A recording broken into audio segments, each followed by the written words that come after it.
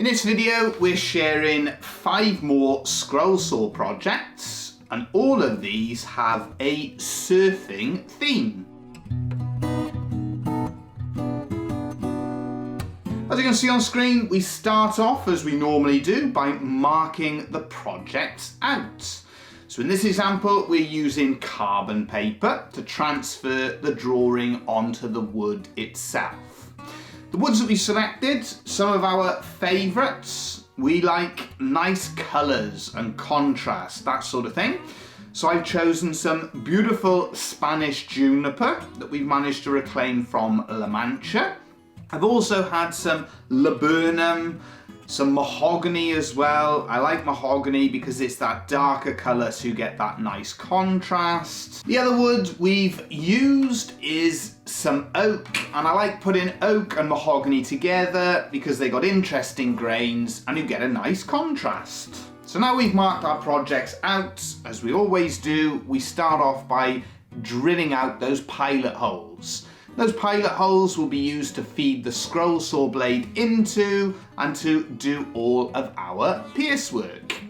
Another thing that we've also done, I've sellotaped together our mahogany and our oak.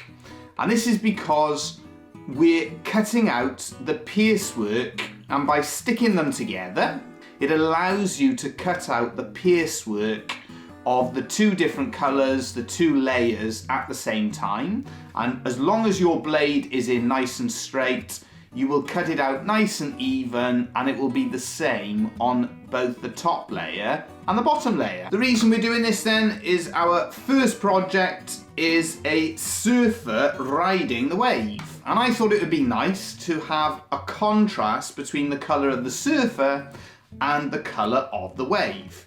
So all we do that pierce work, we then cut our surfer out, and then we cut the outline of the wave. Now we've completed the scroll saw work on our first project, we go on to the scroll saw work on our second project. The wood we're using, something different, is a piece of cherry. Nice wood for scroll sawing. However, you do need a sharp blade because it can have a tendency to burn. So we cut the outline, and that second project is going to be a mirror.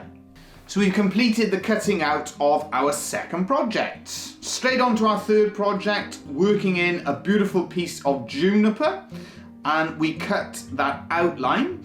Straightforward, the second and third project, because we got no pierce work, no internal cuts to do. So we do those outlines, and that completes the scroll sawing on those 2 projects. Our fourth project is being done in a piece of laburnum, and we start off by doing the pierce work on our scroll saw, cutting in and around our wave design, cutting an outline as well of a surfboard, and then we cut the outline of the item itself. Laburnum, not the easiest of timbers to scroll saw and not the easiest to carve. It can be a little bit hard and a little bit brittle, but as long as you've got good quality gouges and good sharp blades, you'll have no problem at all. On to our final project, and this is the most time consuming, so the same as the other ones. We go on to our scroll saw, we cut out the shapes, cutting out the outlines, doing the pierce work, and preparing all of the different elements of the design that afterwards we will put everything back together. So that basically concludes our initial stages. We've prepared the woods, we've prepared it with those designs, we've done our drill holes ready for doing the pierce work, we've done that pierce work, cut the outline of all the different designs, and we're ready to go on to our next stage. This particular project is along the similar lines to what we did with our wise men in our Christmas scroll saw projects demonstration.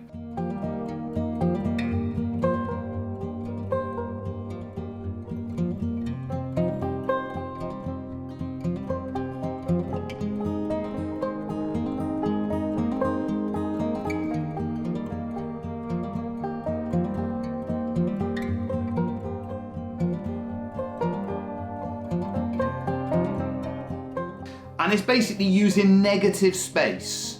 So what we're getting at with that, one of the things that you can do with a scroll saw is to create effects and to create an image by using the negative space. So you cut out those piercework elements to create a silhouette of the palm trees and the surfboards, and that creates that picture image using the negative space. Now that we've completed all of our scroll sawing, we move on to a little bit of hand carving. As this is a video focusing on scroll saw projects, we've kept the carving to a minimum. The only project that we've got any carving on is our wave with the silhouette of the surfboard cut out. So we do that carving and then we proceed with our projects. Once we finished our hand carving on our little decoration, our hanging decoration, we turn our attention to the other projects and we're working on a mirror. And this mirror, what we have to do is to cut a recess out for the mirror to go into. Now the problem I was finding was actually gripping our mirror. Unfortunately, it was moving around too quickly, so I found difficulty in gripping it. So what I did, I made a little frame to put the mirror inside. This allowed me to hold the frame and locked the mirror in position so we could cut out that recess. Once we've done that, we changed the size of the cutter because we're cutting out 2 recesses that will be used for tea light candles to go into. So we just cut that recess out, similar to the project that we demonstrated in our Christmas scroll saw projects. The final one that we're doing, we're just drilling a hole in our surfboard with the shark bite because that will be used as a keyring. Once we've done that, we're on to our belt sander. We're concentrating then on the finishing. So all the different elements of the designs and all of the different projects, they all need sanding. So we sand them on a finer grade sandpaper, anywhere between a P120 up to a P250. The final part of the process then is to put everything together and then finish each project. So starting off with our tea light holder, we just put a little bit of glue just to stick the front parts together, and then our front part gets stuck to the base itself. We're now using Starbond super glues, and one of the useful products that they offer is an accelerant. So when it comes to our fridge magnet with the surfer on, where we've got that contrast between the mahogany and the oak, you spray the accelerant on the wood, a little bit of super glue on the other part of the wood, and it speeds up the process of curing, meaning that things are dry and cured in a matter of seconds.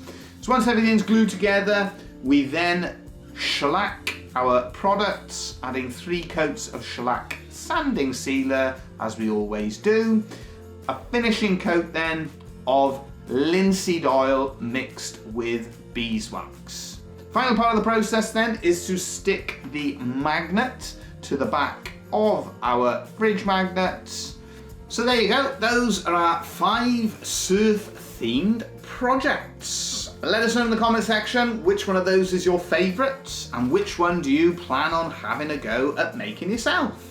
We get those templates up as well on the website, so if you want to have a go at making them, you can use the link in the description. If you're new here and you like what you see, don't forget to subscribe and ring that bell so you know when we upload another video. And as we always say, thank you again for watching.